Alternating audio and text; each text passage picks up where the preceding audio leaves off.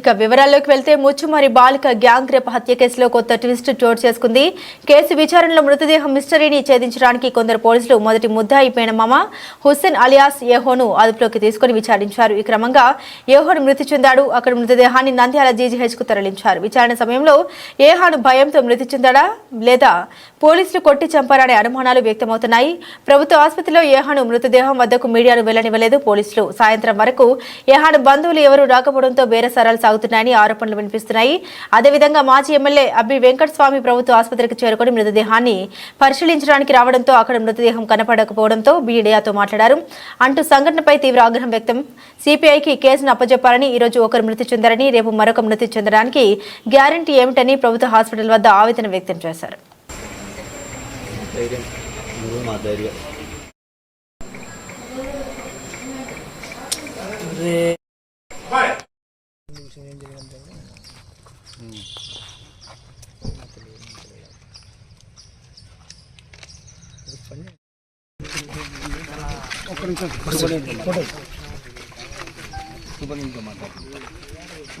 సుబ్రహ్మణ్యం గారికి మాట్లాడు.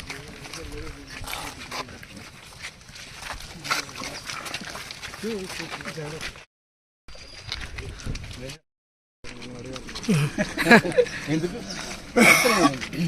కాదమ్మా, ఇప్పుడు ఏమని మేము చెప్తున్నాం.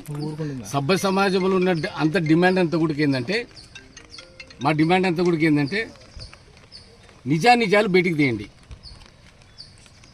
నిజానిజాలు బయటికి తీయడంలో స్థానిక ఎమ్మెల్యే గారు ఉన్నారు, అలాగే పార్లమెంట్ సభ్యులు గారి సొంత ఊరు.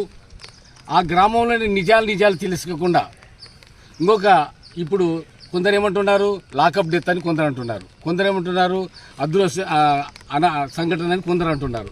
కాబట్టి ఇవన్నీ ఒకదానికొకటి పెనవేసుకుంటున్నాయి. దీనివల్ల ఎంతమంది బలిపరుచుకోవాలి.